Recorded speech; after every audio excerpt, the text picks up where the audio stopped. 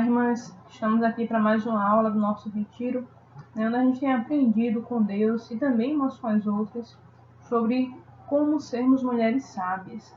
Então, hoje a gente vai ter mais uma aula, nossa terceira aula, E o tema de hoje é: a mulher sábia sabe o segredo do autocontrole.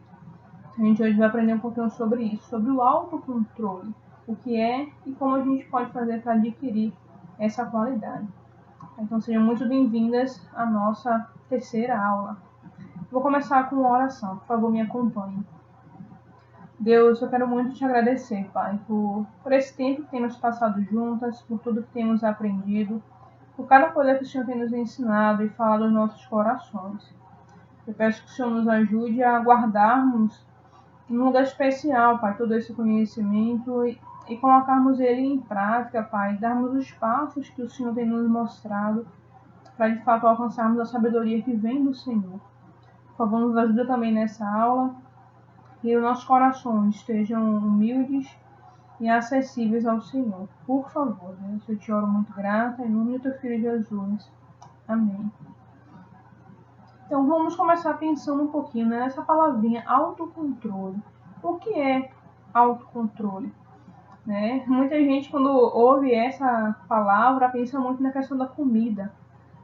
Eu preciso ter autocontrole ou domínio próprio.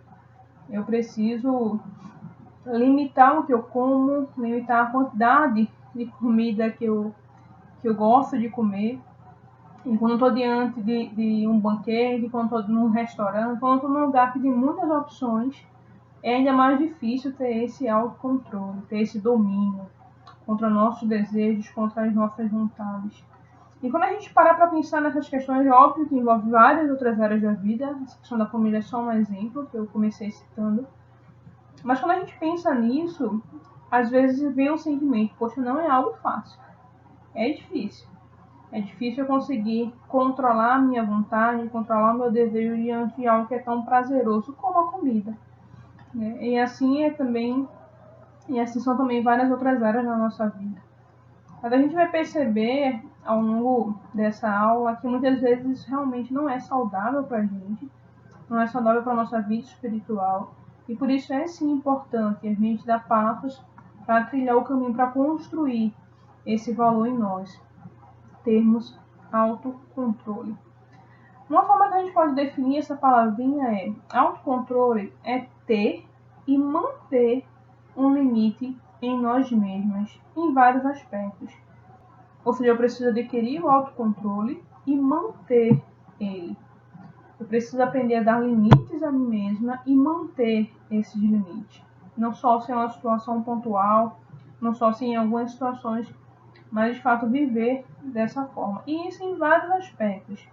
Na forma que eu controlo as minhas emoções, nas coisas que eu falo, nos meus apetites físicos também. A comida é um desses, mas existem vários outros. Enfim, em cada uma dessas áreas eu preciso propor limites para mim mesma e aprender a manter esses limites. Isso é uma das formas da gente definir autocontrole. A mulher sábia, ela reconhece que dominar a arte do autocontrole é fruto da submissão ao controle de Deus em cada área da sua vida. Quando a gente de fato consegue submeter cada área da nossa vida a Deus, a gente colhe como fruto disso o autocontrole. Porque está nas mãos dele, a gente não vai querer tomar frente, a gente não vai querer fazer da nossa forma, no nosso tempo, do nosso jeito. Então, ser controlada, pensando nisso, na verdade é ser controlada por Deus.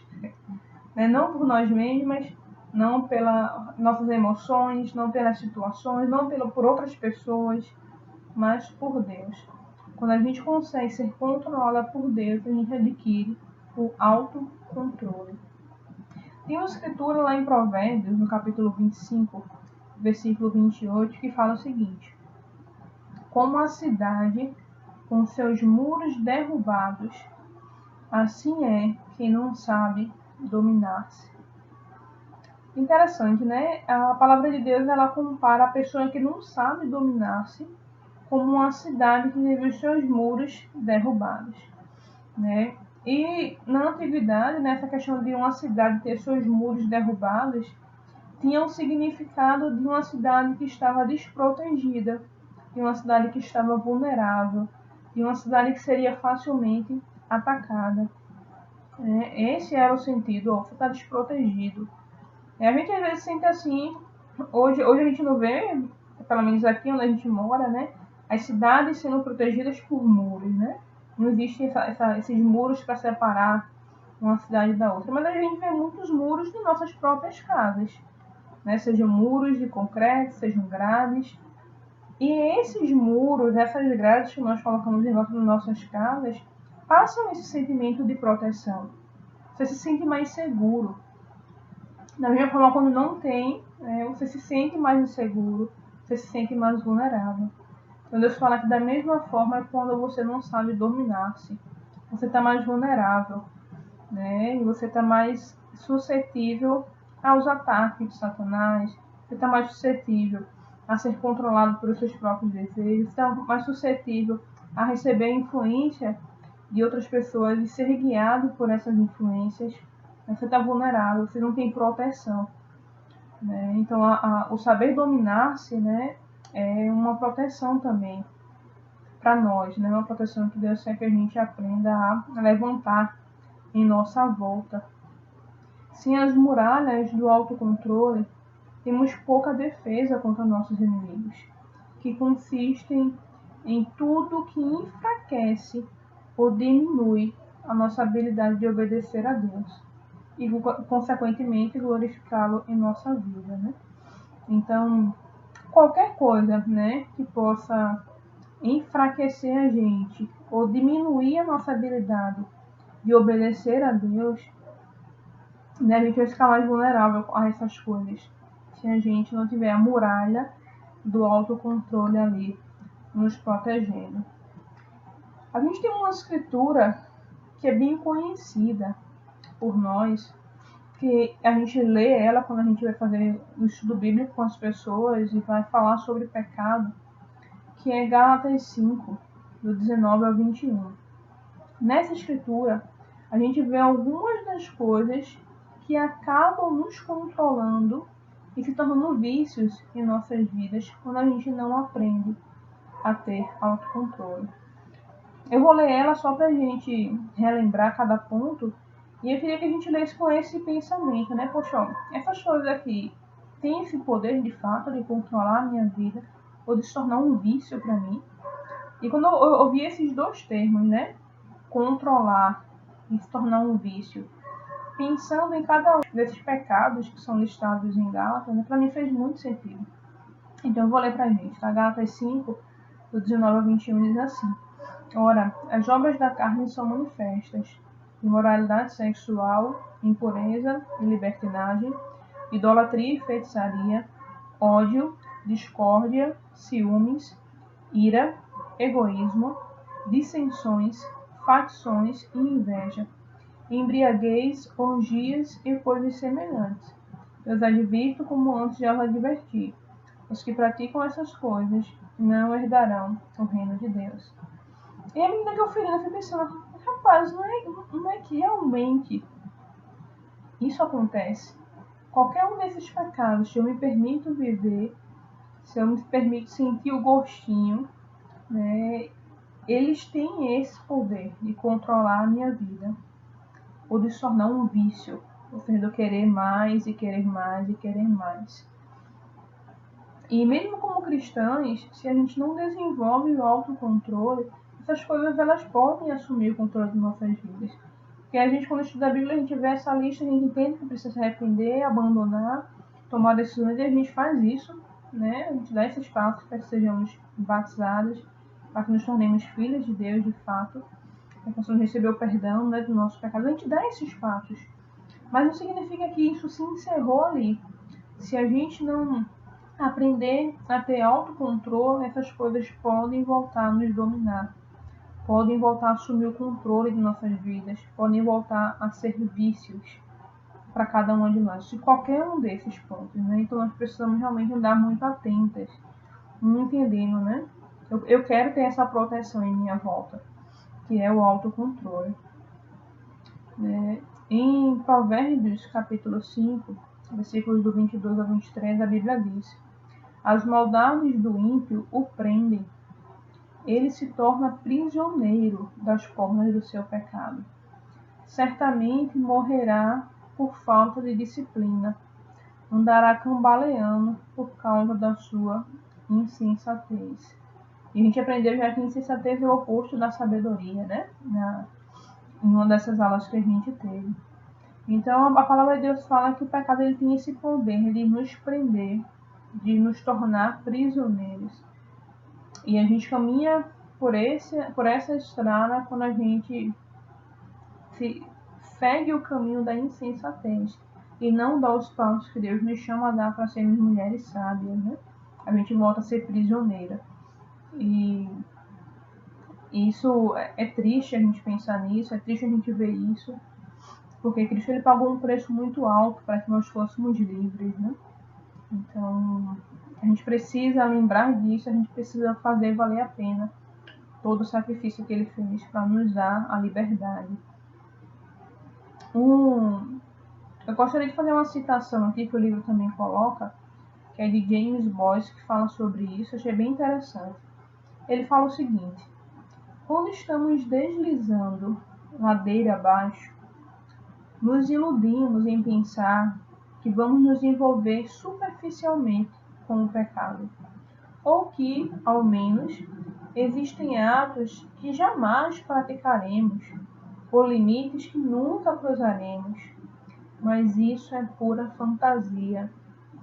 Quando começamos a cair, não haverá pontos aos quais não chegaremos ou limites que nunca escolheremos ultrapassar, se tivermos vida longa. Quando vamos a Cristo, a pergunta não é o quanto ou até que ponto posso chegar em minhas quedas. Nós já fazemos isso. A pergunta é quão alto eu posso chegar? E para esta pergunta, a resposta também é: não há limites. Devemos nos tornar cada vez mais como o Senhor Jesus Cristo, até a eternidade. Eu achei muito interessante essa citação, porque ele fala de duas coisas que não há limites. Se eu escolho trilhar o caminho do pecado, não há limites para o que eu sou capaz de fazer. E se eu acho que eu não sou capaz de fazer isso ou aquilo, é porque eu ainda não me conheço profundamente. Porque nós somos capazes de ultrapassar limites que a gente mesmo não acreditaria. Assim é a nossa natureza pecaminosa. Por outro lado, se a gente vai para Cristo e se entrega a Ele, o quão alto a gente pode chegar, também não há limites. E é especial a gente ter essa esperança e a gente optar por esse caminho, por trilhar por essa estrada, né? Por andar por essa estrada. E é aqui que a gente pode pensar na segunda lista de Gálatas, né? A gente lembrou da lista dos pecados, mas Gálatas também fala da lista do fruto que o Espírito de Deus produz em nós. E para esses frutos também não há limites. De uma forma que o pecado ele aprisiona e escreve da gente de uma forma que a gente comete coisas sem limites, se a gente se enche mais e mais da palavra de Deus, dos pensamentos de Deus, a gente se entrega cada vez mais, a gente busca cada vez mais as coisas do alto para o nosso crescimento, para a nossa felicidade, para a nossa vida plena com Deus, também não há limites. Mas um ponto que a gente precisa lembrar é que tudo isso, todos esses frutos que Gálatas cita, né? Gálatas 5, do 22 ao 23, eu não vou ler, tá? Mas é bom vocês anotarem e depois reler para lembrar. Ainda a gente pensando às vezes, eu já conheço, né?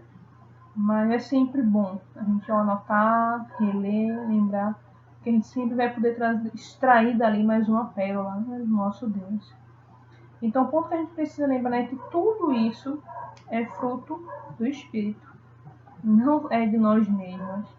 Ou seja, todos esses valores nós não conseguimos produzir por nós mesmos. Isso vem do Espírito Santo de Deus. Não é algo natural em nós, né? É algo que a gente, para produzir, precisa de esforço. A gente precisa dar passo, a gente precisa de decisões, a gente precisa de uma postura ativa. Então, se essas coisas vêm do Espírito Santo de Deus, só a gente estando conectado com Deus, a gente vivendo em temor, buscando uma confiança, uma dependência e uma submissão a Ele, é que a gente consegue desfrutar de tudo isso. Ou seja, envolve tudo. Envolve o nosso corpo, envolve a nossa mente, envolve o nosso coração. É tudo, é a nossa plenitude, submissa a Deus, entregue a Deus, né, devota a Deus. Se temos experimentado constante falha em nossas tentativas de não comer demais, não gastar demais, não falar demais, ou qualquer que seja a nossa luta, se em alguma área da nossa vida a gente tem experimentado essa falta de autocontrole constantemente, eu tento, daqui a pouco eu me frustro, eu tento, daqui a pouco eu me frustro. A boa notícia é que isso não precisa ser assim. Contudo, muitas vezes a gente sabe que ainda é, né? Ainda continua sendo. Muitas vezes nós parecemos uma cidade derrotada, sem muralhas. Então a gente precisa aprender a identificar o que é que tem derrubado os meus muros, o que é que tem me deixado vulnerável, o que é que tem me deixado desprotegida. E por isso eu não consigo viver essa plenitude, de poder desfrutar do autocontrole dessa forma que Deus tem me apresentado. O que é que tem feito os meus muros caírem? Então a gente vai ver agora 5 impedimentos ao autocontrole, 5 coisas que nos impedem de ter autocontrole. A primeira delas é os desejos em competição. Vamos pensar nessa frase, desejos em competição. Tem desejos que estão ali competindo uns com os outros. Desejamos perder peso, mas a gente deseja também desfrutar do prazer da comida. Ou a gente deseja perder peso, mas a gente sabe que quando come isso traz algum alívio para o nosso estresse e a gente vai lá e quer comer. Nós desejamos ser puras, mas também desejamos desfrutar o prazer do pecado. Então existem aí desejos que estão competindo um com o outro. Eu quero perder peso, mas eu também quero comer. Eu quero perder peso, mas eu quero aliviar meu estresse por meio da comida. Eu quero ser pura, mas eu quero desfrutar o prazer do pecado. E aí? Então, esses nossos desejos muitas vezes estão em competição. Estão competindo um com o outro para ver quem é que ganha dentro de nós. E eu citei essas áreas, mas a gente sabe que isso acontece em inúmeras áreas de nossas vidas, né? A gente tem uma relação de amor e ódio com alguma coisa, com algum desejo ou com algum objeto. Não queremos ser governadas por essas coisas, mas de alguma forma também não queremos deixá-las. Jesus disse em Mateus 12, no versículo 25, todo reino dividido contra si mesmo será arruinado, e toda cidade ou casa dividida contra si mesma não subsistirá. Então Jesus fala aqui que um reino dividido contra si mesmo será arruinado, né? Então se nós estamos divididas entre dois desejos, não chegaremos a lugar nenhum. Ficamos dando um passo para frente e outro para trás o tempo todo. A gente dá um passo, não, agora vai, mas daqui a pouco o outro desejo que está lá em competição também me atrai e eu volto. E aí depois eu dou e volto. Então se eu dou um passo para frente, um para trás, um para frente, um para trás, eu não saio do lugar. E não chego a lugar nenhum. Então a gente precisa decidir quais desejos nós iremos percorrer nessa vida. E essa decisão precisa ser racional. O que é que eu realmente vou fazer? A que desejo eu realmente vou atender? Eu preciso parar e decidir. E seja em qual for a área que eu tenha passado por desafios nesse sentido. Se eu não decido e continuo tendo desejos competindo dentro de mim, me puxando para um lado e para o outro, como um cabo de guerra, eu não vou conseguir levantar as minhas muralhas e ter a proteção do autocontrole. O segundo ponto, né, que muitas vezes derruba as nossas muralhas e deixa a gente vulnerável, são as nossas motivações equivocadas. Às vezes, o domínio próprio parece uma ilusão porque o buscamos pelos motivos errados. E aí a gente não alcança. A gente quer, às vezes, ter domínio em alguma área da nossa vida, mas a nossa motivação, às vezes, não é a motivação correta. E aí a gente não consegue. Então a gente precisa parar e pensar: por que eu quero ter domínio próprio? Porque eu estou cansada dessa batalha dentro de mim em relação a essa área da minha vida? Porque eu quero me sentir melhor, porque se eu comer menos, se eu me exercitar, se eu não assistir mais aquele programa, se eu não falar mais assim com ninguém, eu vou me sentir melhor. Ou porque eu realmente quero trilhar o caminho da santidade e glorificar a Deus. São motivações diferentes, né? A gente pode querer dar passos motivados por qualquer uma dessas coisas aqui que eu citei, mas algumas dessas motivações, elas não são fortes o suficiente para fazer a gente ir até o fim. Você até consegue dar alguns passos em direção ao domínio próprio, ao autocontrole, mas rapidinho você para, porque não é uma motivação que não tem força. Se é por mim mesmo, se é para me sentir melhor, se é porque eu estou cansada de batalhar com algumas questões no meu coração e por isso eu quero ter domínio próprio, eu posso até conseguir por algum tempo, mas mais cedo ou mais tarde eu caio de novo. Mas se eu quero, por querer trilhar o caminho da santidade e querer glorificar o meu Deus, essa motivação tem força para me ajudar a dar passos mais firmes, a perseverar nesses passos. Às vezes a gente está pensando muito mais na gente do que em Deus, né? Muito mais na nossa glória, no nosso bem-estar do que em Deus. E esse não é o caminho. O caminho é inverso. Se eu penso no meu Deus, se eu quero glorificá-lo, se eu quero viver uma vida santa para Ele, isso vai me fazer bem também, né? Então eu vou colher os frutos disso. Mas se a direção está oposta, eu quero me sentir bem primeiro, estou pensando só em mim, isso muitas vezes não vai me levar a glorificar Deus. Então o caminho é inverso. Eu primeiro tenho que me focar em glorificar Deus, em querer agradá-lo com a minha vida. E eu vou colher benefícios disso, porque as decisões que eu vou tomar para chegar lá, no final vão ser boas para mim mesmo. Deus, ele não está interessado em nossos projetos de autoajuda. Eu vou fazer isso, aquilo, porque vai fazer bem para mim, vai ser bom para mim.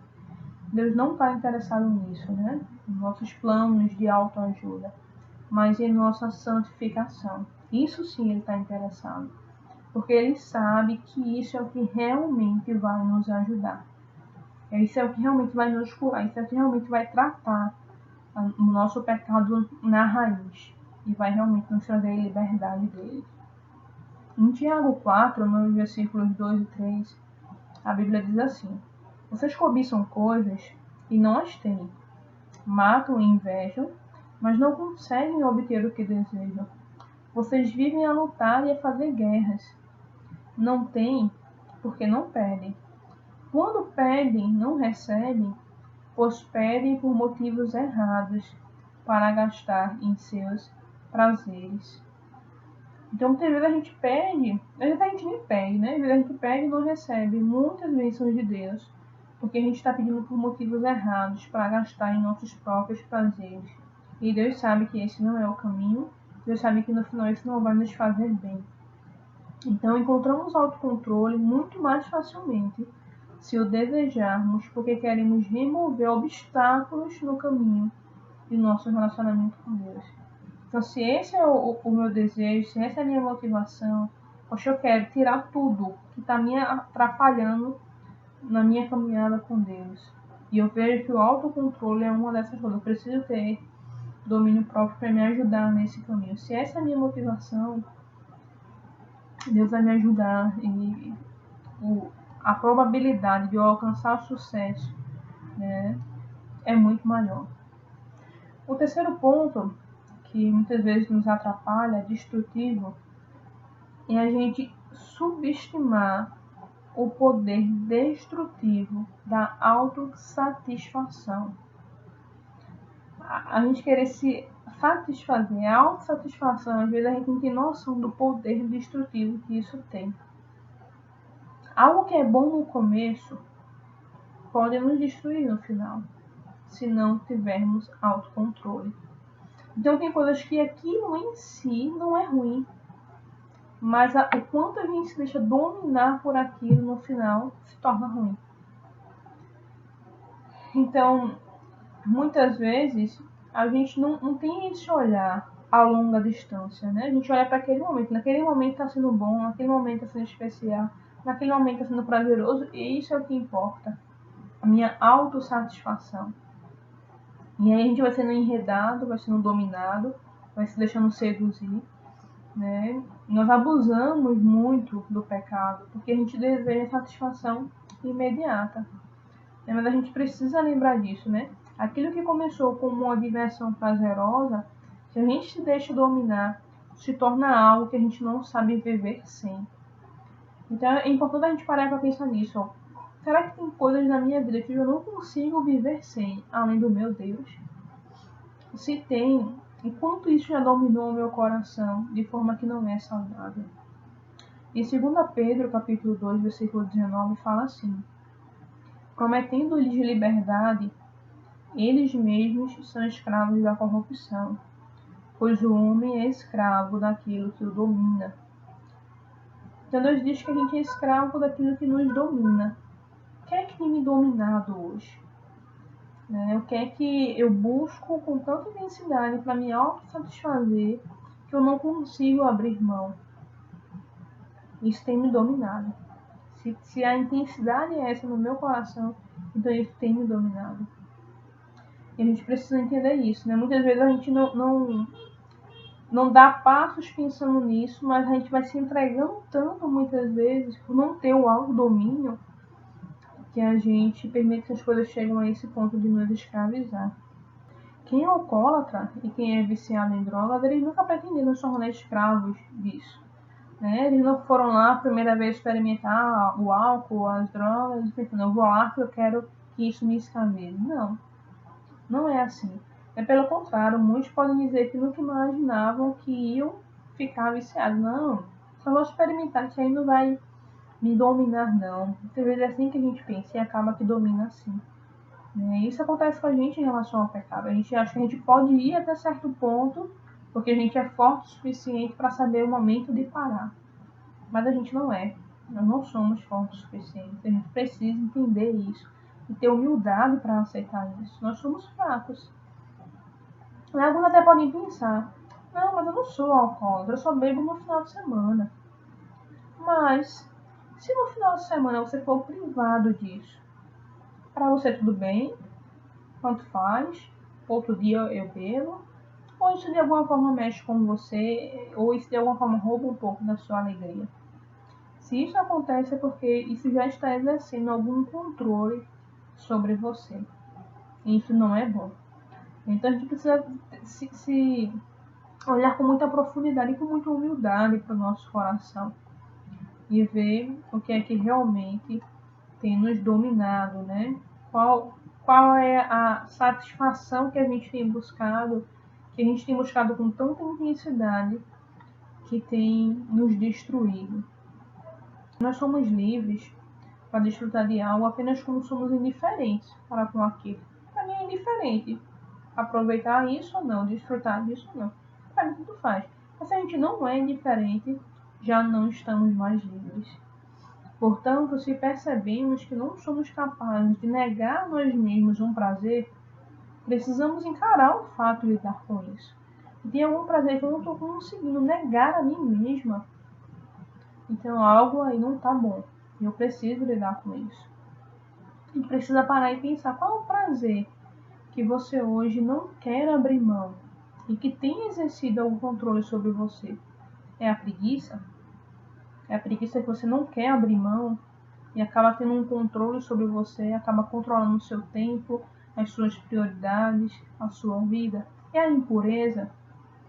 É o prazer que você não quer abrir mão? É comer demais? É a fofoca? É o prazer de poder estar ali falando mal de alguém ou ouvindo sobre isso? São as dívidas? É você ir para uma loja, ir no shopping, comprar o que der na telha, só depois pensar como é que vai pagar? Quais são os prazeres que têm exercido controle sobre você?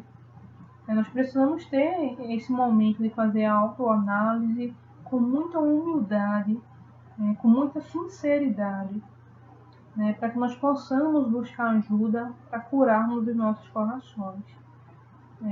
Todas essas coisas trazem satisfação no nosso coração humano, mas nos distanciam mais e mais do caminho que Deus quer nos conduzir para sermos mulheres sábias.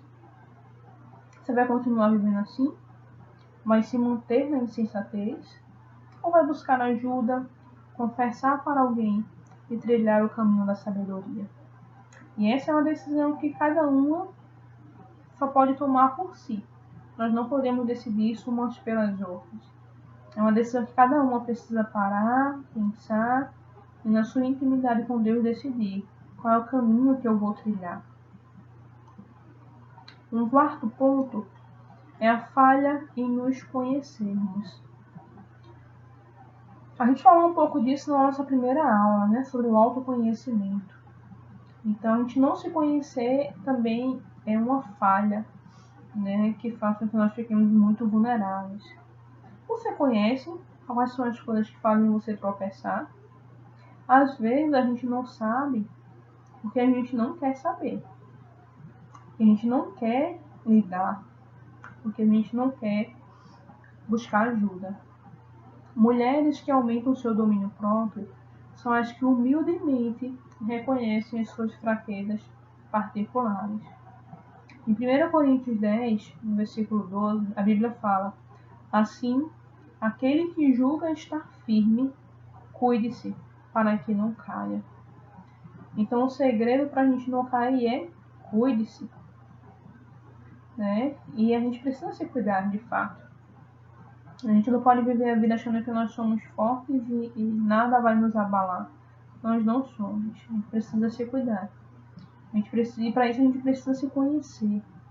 Para saber quais são as doenças, né, que estão no nosso coração e que precisam de tratamento para chegarmos à cura. Mas muitas vezes, no lugar da gente reconhecer o pecado e a tentação, o que a gente faz muitas vezes é apontarmos para a nossa personalidade. Não, isso aqui é o meu jeito. Eu sou assim mesmo. É porque isso aqui é a minha fraqueza. Então, às vezes, a gente, no lugar de reconhecer o pecado e aquilo que nos tenta, a gente aponta para a nossa personalidade, né? Mas esse argumento é muito fraco. Todos nós temos uma personalidade, todos nós temos nossas fraquezas, todos nós temos nossos pontos fortes e fracos. E os desejos da nossa carne que chamam o tempo todo, né? Que clamam o tempo todo para serem supridos. Então esse argumento não funciona. Se todos nós temos essas fraquezas, então se uns dão passos e mesmo com suas fraquezas conseguem se aproximar de Deus, eu não posso usar as minhas fraquezas, a minha personalidade, o meu jeito como desculpa para dizer que eu não consigo. Não, você também consegue. Né? Só precisa dar os passos que Deus lhe chama a dar. Saber onde somos fracos é crucial na batalha pela santificação, pois somente assim desenvolveremos uma estratégia efetiva contra elas.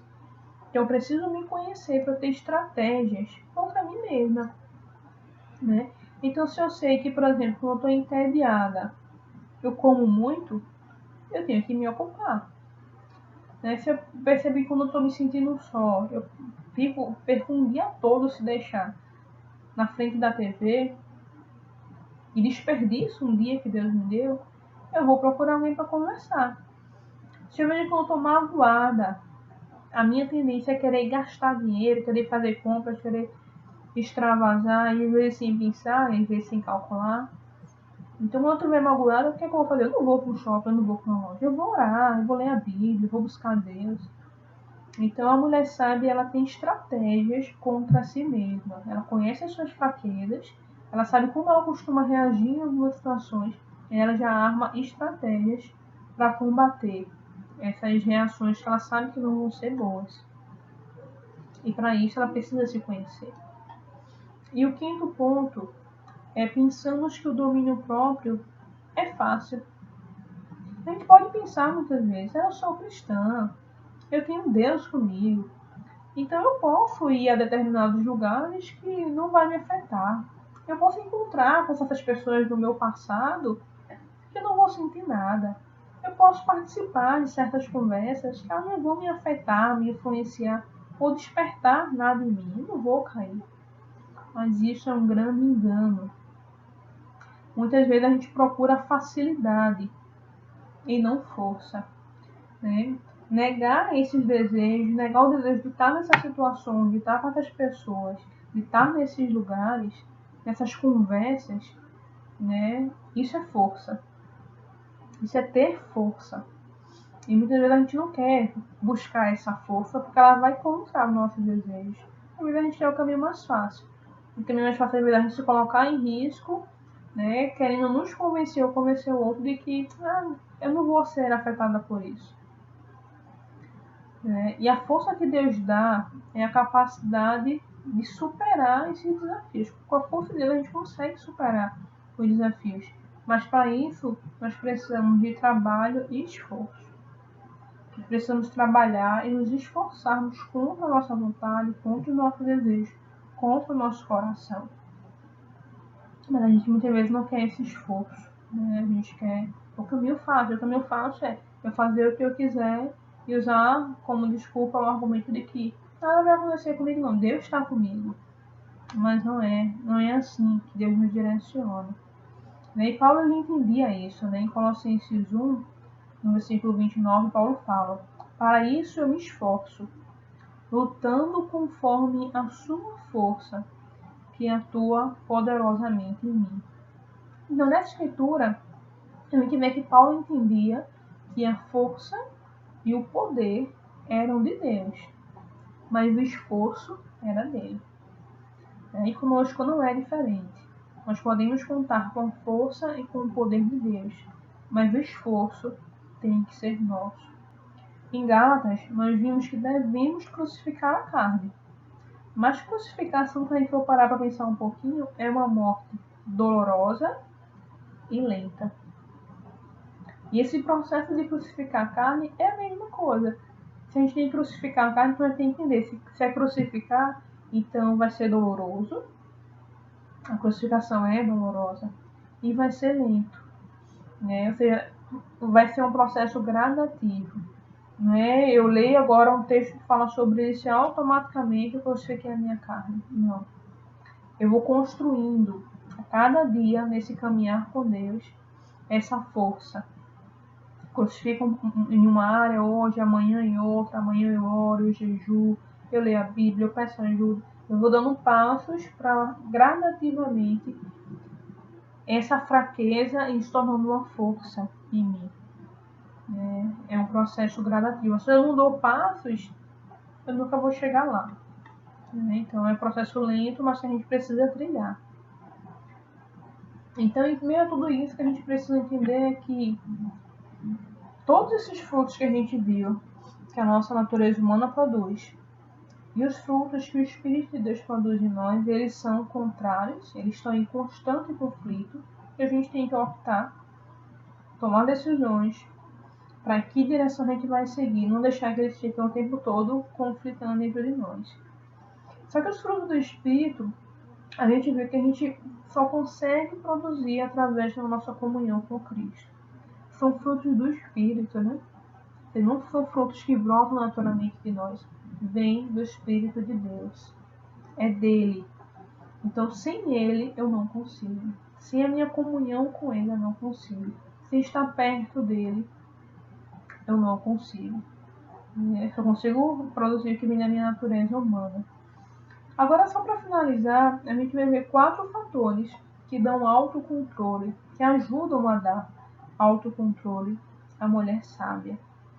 O primeiro ponto, o primeiro fator é: elas vivem para alguém maior do que elas mesmas, Cristo, e não para si mesmas.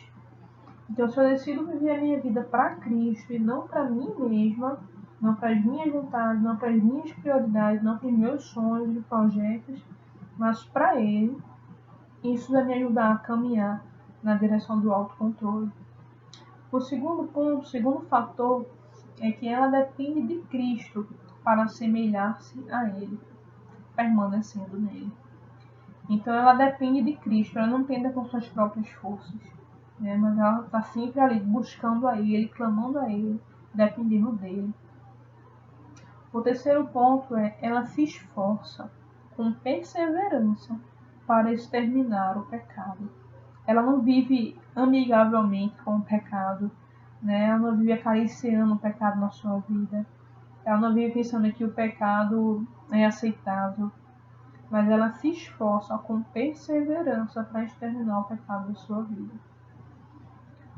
E o quarto ponto é que ela ora por um espírito de moderação, ou seja, com um espírito de equilíbrio. Ela deseja isso e ora por isso. Deus me ajuda a ter equilíbrio. Tem uma escritura que fala um pouco sobre isso, que é Provérbios capítulo 30, versículos do 8 ao 9. A Bíblia fala assim: Mantém longe de mim a falsidade e a mentira. Não me deis nem pobreza, nem riqueza. Dá-me apenas o alimento necessário. Senão, tendo demais, eu te negaria e te deixaria, e diria: quem é o Senhor? Se eu ficasse pobre, poderia vir a roubar, desonrando assim o nome do meu Deus. Então, o que a gente vê aqui é autoconhecimento, né? Eu sei que se eu tiver demais, eu vou agir assim. E eu sei que se eu tiver de menos, eu vou agir assim. Então, me dá apenas o necessário, né? Então, me ajuda a ter só aquilo que vai me ajudar a ter uma vida equilibrada. Nem vou para um extremo, nem vou por outro. Então, a mulher sábia, ela deseja isso. Ela se conhece, ela sabe se ela for para a direita, quais são os frutos que ela vai colher, se ela for para a esquerda, quais são os frutos que ela vai colher.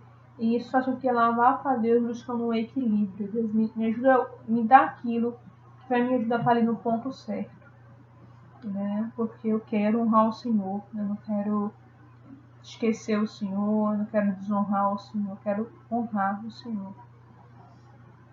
Deus, em Cristo, deseja que nossos muros sejam fortes contra os nossos inimigos. Os nossos inimigos são o mundo e tudo que nele há, todas as influências que ele exerce sobre nós, a carne, todos os nossos desejos e o diabo. Esses são os nossos inimigos. O desejo de Deus é que nossos muros sejam fortes contra eles. E por isso ele deseja que nós possamos dar esses passos, termos autocontrole, que vão fazer com que os nossos muros estejam aí erguidos para nos proteger. E sim, irmãs, isso é possível. Nós podemos ter autocontrole, nós podemos construir esses muros fortes com a força e com o poder do nosso Deus e com o nosso esforço. Tá bom? Então, que Deus nos ajude, que Deus nos guie e que possamos trilhar esse caminho buscando a ajuda de Deus e contando com a ajuda umas das outras também. Tá bom? Fiquem com Deus.